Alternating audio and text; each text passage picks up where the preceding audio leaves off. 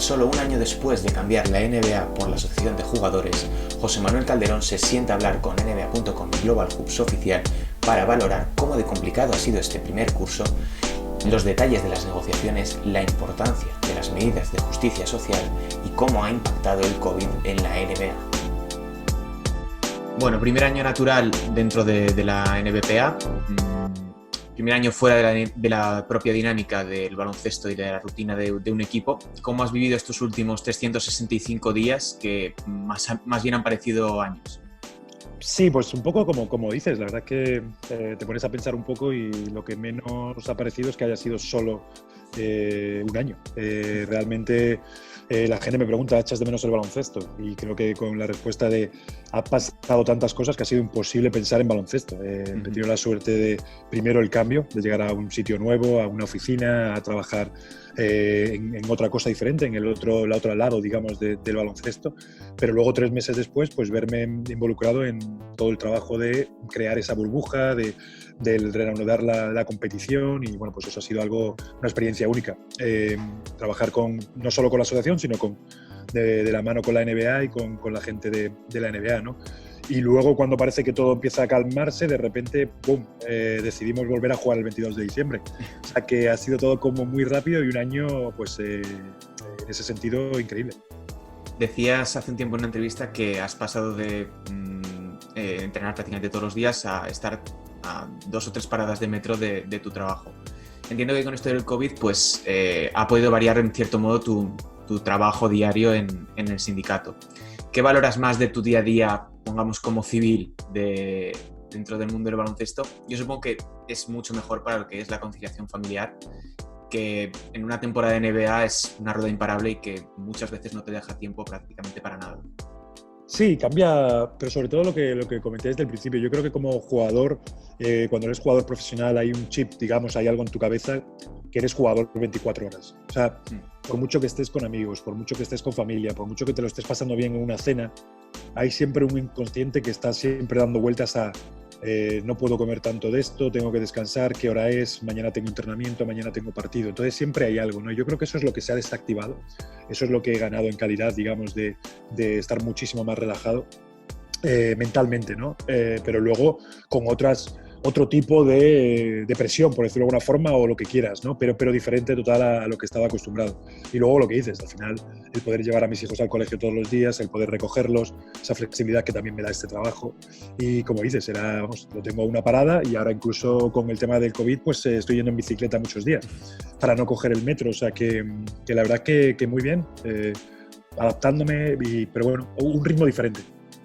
Relacionado con esto, como decías antes, empezaste 3 meses de oficina y de repente, pues bueno, una pandemia mundial. No debe ser sencillo ahora mismo el cambio también dentro de ese cambio a hacer las reuniones de cara a cara, a tener que hacerlas por Zoom, porque al final no puedes establecer esos vínculos que te puede dar una reunión, una cena, una comida, que dentro del mundo de los jugadores y de este tipo de cosas pues suelen ser bastante importantes. A ver, nos hemos adaptado todos. Yo creo que ha habido varias fases, ¿no? Yo creo que la primera, que era como, qué guay esto de Zoom, qué posibilidades tiene, cosas que cambiarán, pero como dices, hay cosas que van a ser difíciles son difíciles, ¿no? De que sean iguales, ¿no? El poder compartir con alguien mucho más cercano una charla, pues es complicado, es diferente totalmente. Y luego también nosotros con la duda también de decir, oye, todo el mundo está haciendo todo virtual, no podemos tampoco cansar al jugador, ¿no? Con programa tras programa, con reunión tras reunión. Entonces intentar también pues tener un poco claro cuándo, qué es lo importante, cómo hacerlo y demás. Y luego, pues al final muchas veces son solo llamadas de teléfono. Pero bueno, yo voy a echar de menos el poder ir a los partidos, digamos, con normalidad, el poder quedar antes o después del partido, el charlar con ellos justo antes de jugar en la pista. Bueno, pues eso por supuesto que para todos nosotros va a cambiar. Por mucho que empiece, pues bueno, hasta que esa normalidad vuelva, pues sabemos que van a pasar meses. En marzo la competición cesa y en realidad todo se para o aparentemente se para. En un artículo de ESPN decía Michelle Roberts que la liga ya estaba en conversaciones con vosotros para realizar un plan de acción para lo que se iba a venir. Obviamente nadie esperaba que fuese de esta magnitud lo que ha sucedido, pero ¿cuáles eran esas medidas o qué se tenía en cuenta en ese momento y qué es lo que ha cambiado respecto al protocolo reciente que se ha publicado. Bueno, ha cambiado todo, pero bueno, por empezar por la primera parte, bueno, pues desde que se crea un grupo de trabajo, NBA Asociación de Jugadores, en la que estaba yo parte de todo y bueno, pues había 4 partes, ¿no? Digamos, la primera y más importante era el tema seguridad. Seguridad en el sentido de que era la salud, o sea, cómo controlábamos ese virus, cómo conseguíamos que los jugadores no se contagiaran, cuáles iban a ser los protocolos, qué tipo de test íbamos a tener, dónde iban a vivir o cómo íbamos a jugar. Bueno, pues empiezas así, ¿no? Empiezas paso a paso. Y luego el decir, bueno, creemos, o los médicos, ¿no? Creemos que para que sea el riesgo lo mínimo posible, porque riesgo cero no hay, era una burbuja, era el controlar todo lo que entra y tal. Y bueno, pues a partir de ahí buscar dónde hacemos la burbuja. ¿Qué hoteles? ¿Cómo la logística? ¿Cómo llevamos a los equipos? Y luego la competición. ¿Cuántos equipos llevamos? ¿Qué tipo de competición? O sea, fueron muchas horas de trabajo, muchas reuniones de Zoom para ir avanzando en esos 4 puntos, ¿no? Y luego el tema de televisión, de cómo se iban a retransmitir los partidos, de qué manera, cómo iba a ser la pista, no iba a haber aficionados, entonces bueno, pues había muchos puntos que había que ir avanzando. Y la verdad que ha sido, bueno, pues un proceso largo, pero que luego pues hemos tenido la suerte de que ha salido todo bien, sin ningún caso. Creo que el baloncesto ha sido increíble en la burbuja y bueno, y ahora pasamos a esto, pero es que son protocolos distintos, no hay burbuja, hay movimiento, va a ser totalmente diferente, ¿no? Totalmente diferente en todos los sentidos. Al final todos los jugadores vuelven a sus casas. Sí que es verdad que el calendario va a ayudar a que se viaje muchísimo menos, pero aún así, bueno, pues va a haber partidos y seguramente pues puedan aparecer algún caso en algún momento porque, bueno, pues que no estamos en una burbuja. Claro. Y dentro de esas negociaciones, las de entre marzo y mayo, que creo que es cuando se publica el borrador final, ¿qué es como NBA? ¿Qué es lo que dejasteis atrás o cuáles fueron vuestras líneas rojas a la hora de ponerlo en marcha? No ya tanto de logística, porque eso es como más o menos dentro de hay unos márgenes bastante comunes, pero sí acerca de las restricciones de la propia burbuja, que se reportaron bastantes reticencias, lógicamente, por parte de algunos jugadores. Bueno, yo creo que todos sabíamos que iba a haber quejas, digamos, sobre todo al principio, no quejas, sino hasta que la gente se adaptara, ¿no? Los primeros días iban a ser siempre los más complicados, la primera semana o así, hasta que había que adaptarse, ¿no? Está claro que siempre empiezas con el protocolo lo más estricto posible, con muchas cosas, ¿no? Pero para nosotros, lo bueno es que tanto la NBA como nosotros queríamos lo mismo, y era volver. Pero queríamos volver solo con una condición, si encontrábamos un sitio en el que todos nos encontráramos seguros. O sea, eso era la clave, o sea, el tema era el virus. Lo demás, bueno, como tú dices, la logística, los partidos, el hotel, lo que fuera, la comida. Sabíamos que si la comida era más floja al principio, se puede adaptar y sería mejor después, o sería de otra forma el servirla o lo que fuera, ¿no? Pero eso era como lo menos preocupante. O sea, esas quejas, por decirlo de alguna forma, eran solucionables. Lo que no era solucionable o no se podía decir era, oye, no, los test son así, son diarios, todo el mundo se lo hace, la mascarilla hay que seguir, incluso dentro de la burbuja hay que seguir teniéndola, si podemos el social distancing hay que hacerlo, o sea, solo había que quitárselo para comer, entrenar, jugar y nada más, ¿no? Entonces, yo creo que lo bueno es que las dos partes teníamos las mismas ganas de que todo saliera bien y de que entonces, bueno, creo que ha sido muy fácil pues el trabajar juntos, el cada uno poner sus puntos de vista, el llegar a un digamos, a un común, unas ideas comunes para que todo funcionara. Y lo que digo, más que nosotros no aceptamos esto o ellos no aceptan esto, era más el ver cómo podíamos hacer que las cosas funcionaran lo mejor posible. Porque al final te pones a pensar y hay miles de detalles, ¿no? Desde cómo van a llegar los paquetes, se puede pedir comida de fuera, o sea, es que hay tantos mínimos que ahora piensas y dices que son tonterías, pero que cuesta todas ponerlas en marcha, ¿no? Y con unos protocolos de seguridad. Sí, bueno, en definitiva probablemente eso ya ha sido lo que haya marcado la diferencia entre otras burbujas que hemos visto en los últimos meses dentro del deporte y no solo fuera de baloncesto, sino probablemente en todos los tipos de competiciones. Sí, la burbuja para nosotros, Sergio, la mayor diferencia, digamos, con otras burbujas, porque, por ejemplo, ahí en la Liga en España ha habido una burbuja, el problema es que fue 2 semanas. Claro. O sea, el problema es que nosotros hemos estado 3 meses. Ha habido 4 equipos que han estado, bueno, uno casi 3 meses, 2 casi 3 meses y otros 3 meses enteros, con la familia solo en el último mes, como quien dice. O sea, sabíamos que esa era la parte complicada, ¿no? Donde se complicaba todo, ¿no? Al principio tú no piensas, pues sí, lo hacemos, venga, jugamos todos estos partidos, pero cuando empiezas a pasar día tras día dentro de un recinto sin poder salir, es verdad que era un recinto impresionante. Yo estuve allí 3 semanas, increíble, pero es mucho tiempo. Claro, y bueno, no todos los jugadores, la familia de los jugadores accedió a ir. Por ejemplo, la familia de Marc se quedó aquí en España, o algunos entrenadores decidieron que no fuesen. O sea, no es tan sencillo como mandar a alguien a una ciudad de al lado, es cruzarte medio país o medio globo. Bueno, y luego que había unos protocolos. O sea, yo tuve que ir y la Claro. primera semana, aparte de que tienes que llegar con un test negativo, tú te pasas 7 días encerrados en tu habitación, sin poder salir, sin poder ver a nadie. Solo ves a la persona que viene a hacerte el test todas las mañanas y te tocan la puerta y te dejan la comida durante una semana. Ujú. Y es después de esa semana de test diario, de PCR diario, cuando con todos negativos vuelves, te dejan, digamos, entrar realmente en la burbuja. Bueno, avanzamos un poco en el tiempo y nos vamos hasta ese momento crítico, quizás el más crítico de todo el 2020 en la NBA, que es el quinto partido entre Orlando y Milwaukee, en el que los jugadores pues, deciden no salir a jugar. Mm. Boston y Toronto ya habían estado en negociaciones entre ellos para ver cómo podían responder al tiroteo de Jacob Blake. La liga promueve que los jugadores sean activos políticamente y socialmente. Aprueban la cancha con el Black Lives Matter y los mensajes de las camisetas. ¿Fue suficiente teniendo en cuenta que es una liga o fue un brindis al sol?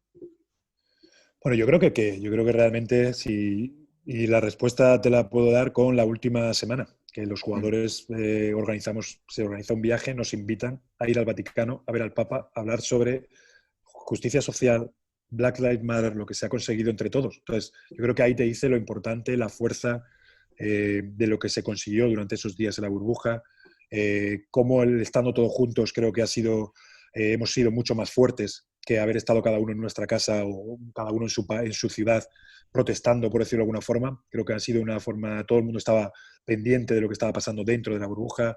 Hemos tenido a la prensa pudiendo hablar de lo que queríamos en el momento que se quería después de los partidos, antes de los partidos. Creo que la atención estaba ahí. Y yo creo que se han dado muchos pasos al frente para ayudar. Y ya te digo que no era un tema ni en contra de un político o de otro político. No, Era no. algo que era algo social, algo que en el 2020 no podemos estar luchando todavía contra el racismo, ¿no? O contra, por ejemplo, otras injusticias sociales, ¿no? Yo creo que estamos en una sociedad que deberíamos haber avanzado muchísimo más y que por lo que sea no se ha avanzado, ¿no? Entonces, yo creo que tampoco hay gente que se ha, digamos, centrado demasiado en eso. Estos jugadores están contra Donald Trump o contra el político de turno, pero realmente no era eso, sino, oye, es que esto hay que hacerlo bien, es que por la sociedad, por el mundo, tenemos que mejorar en esto, que lo puedes hacer tú, pero que hay que empezar desde ya. Y yo creo que eso ha sido importante, ¿no? El que la gente luego saliera a votar, el que los cambios había que hacerlos. Es que, bueno, pues yo creo que eso era muy importante y creo que esa última semana con esa visita, con esa invitación del Vaticano, pues, bueno, ha sido el último paso que como jugadores hemos recibido para oye, que lo que se ha hecho es increíble.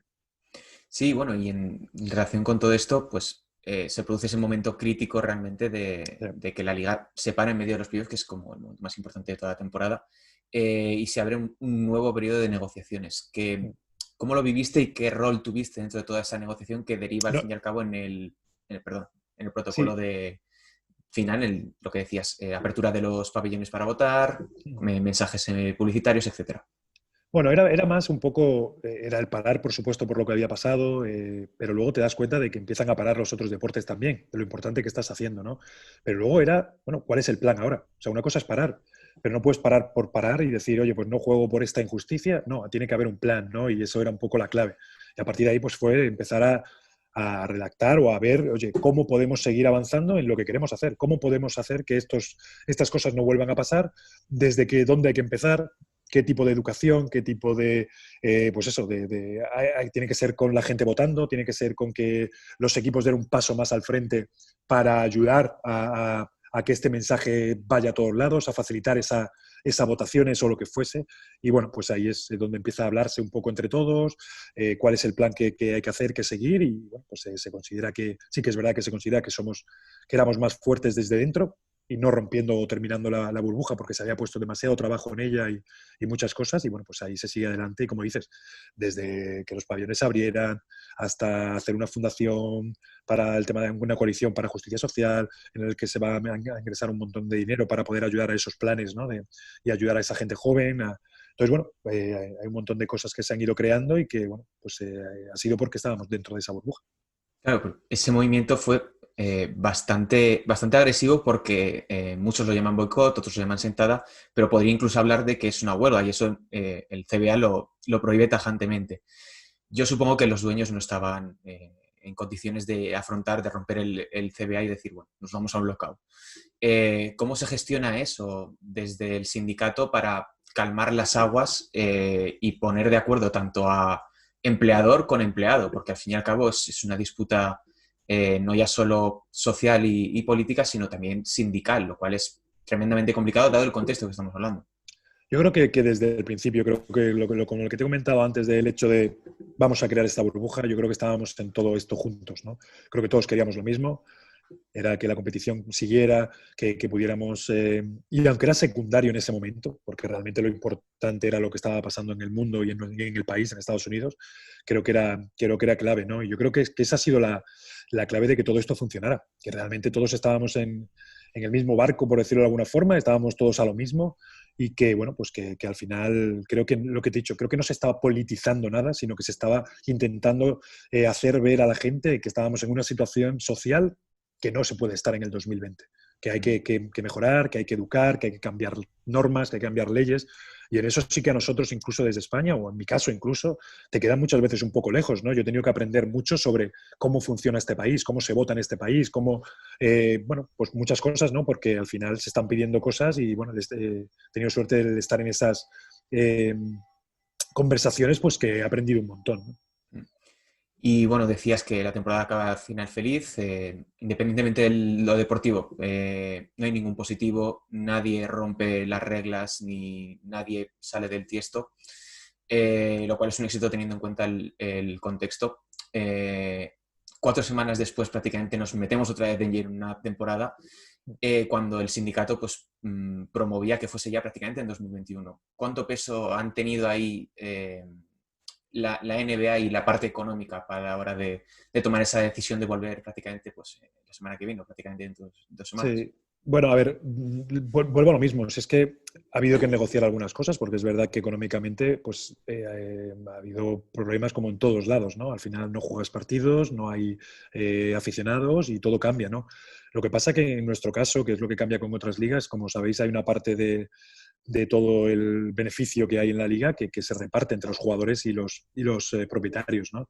Entonces es muy difícil.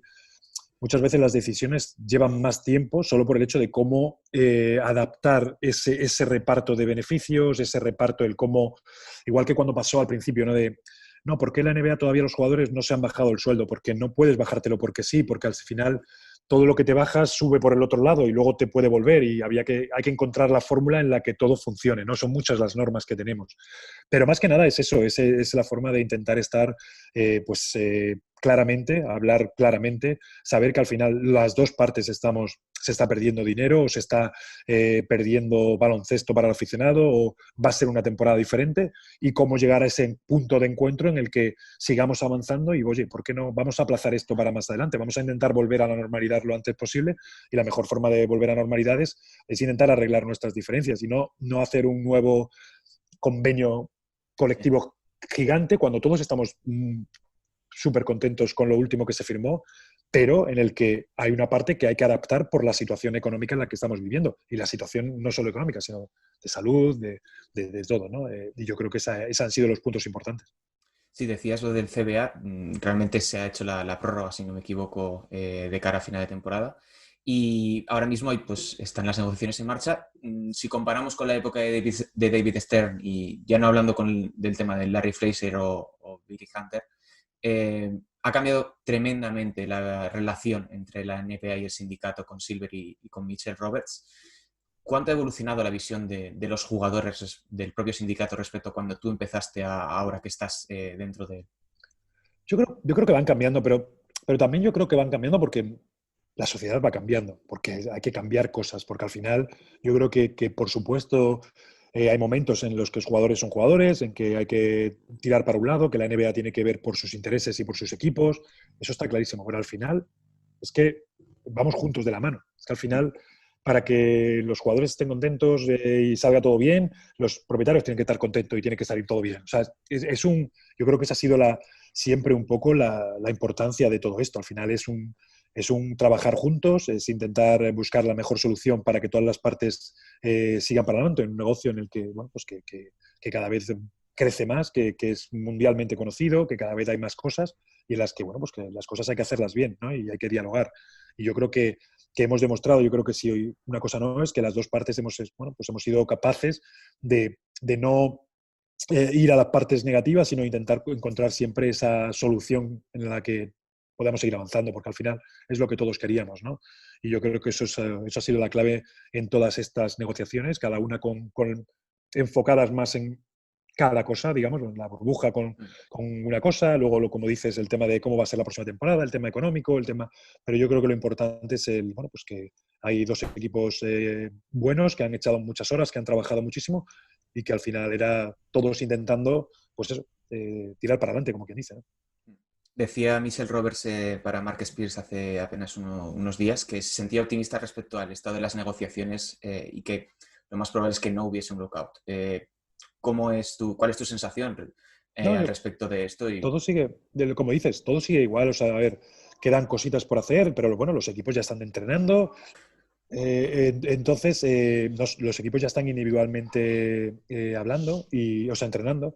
Y la verdad es que, bueno, pues poco a poco, a ver si el fin de semana empiezan a trabajar. O sea, todo va avanzando según siquiera. Quedan algunas cositas que se van, digamos, cerrando, ¿no? De algún protocolo, porque hay tantos, claro. Te cuenta que tenemos que empezar a ver cómo vas a viajar, cuando aterrizas, qué pasa, el hotel. Bueno, hay muchas cosas que se están cerrando conforme vamos avanzando, pero lo bueno es que vamos bien, vamos en las fechas que queríamos y lo lógico es que, bueno, pues que llegue el día 22 o incluso antes, que lleguen los partidos de pretemporada la semana que viene, casi como quien dice, a partir del día 11 y se empiecen a jugar y empecemos ahí a adaptarnos también porque nos van a ayudar a saber cómo van a ser esos viajes, cómo va a ser la televisión, cómo va a ser esas cosas que faltan y que no puedes hacer solo en papel, sino que realmente necesitas ver cómo se va a hacer ese protocolo, ¿no? De viajes y a partir de ahí pues estar listos para ese día 22.